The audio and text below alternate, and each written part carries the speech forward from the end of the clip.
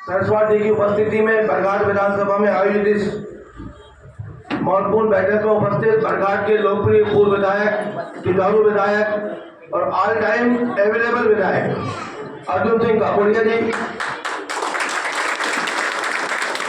हमारे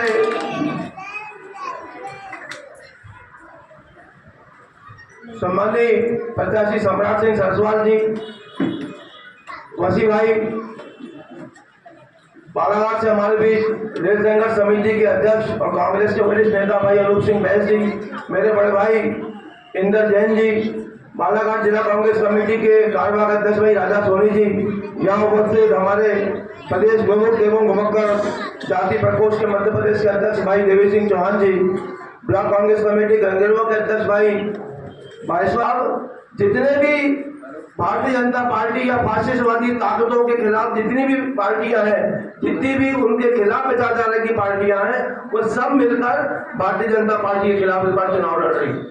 ये कितना भी झूठ बोल ले, ये कितने भी 400 पार का नारा लगा ले, लेकिन मेरा दावा है कि इनको जितनी सीट पिछले चुनाव में मिली थी उससे कम 20% सीट भाजपा को इस बार मिल रही। आप देखो क्या मानना, कितना ही झूठ बोल रहे हैं, क्योंकि पिछली बार इनको मिली थी। और दक्षिण भारत में 130 सीटें हैं लोकसभा की, जिसमें से कर्नाटक में 25 और तेलंगाना में 4 सीट इनको मिली थी। तेलंगाना में उस समय बीआरएस की सरकार थी और कर्नाटक में बीजेपी की सरकार थी। आज दोनों जगह सरकारें कांग्रेस की हैं। ऐसे ही आज दिल्ली में, ऐसे ही आज मध्य प्रदेश में भी है। मध्य प्रदेश में भी दावे से कह सकते हैं कि मध्य प्रदेश में भी हम Balaghat seat, Mandla seat, Chhindwara seat, जो हमारे आसपास की सीटें हैं, ये हम डंके की चोट पे जीत रहे हैं। और किस आधार से कह रहे हैं हम किस आधार से कह रहे हैं कि हमारा जो विधानसभा चुनाव वो भी हम जीत रहे थे, अर्जुन काकोड़िया भी चुनाव जीत रहे थे, आनंद पंजवानी भी चुनाव जीत रहे थे, लेकिन भारतीय जनता पार्टी ने जो ऐन मौके पर जो पैसे डालकर डायरेक्ट खाते में लोगों के और वोटों को लूटा है, जिस तरह से उन्होंने उसी समय पे किसान सम्मान राशि, फसल बीमा का पैसा जो सालों से नहीं आया था, वो सब पैसा उन्होंने उसी 10 दिन में डालकर मतदाताओं को मैदानों में पहुंचाने का प्रयास किया है।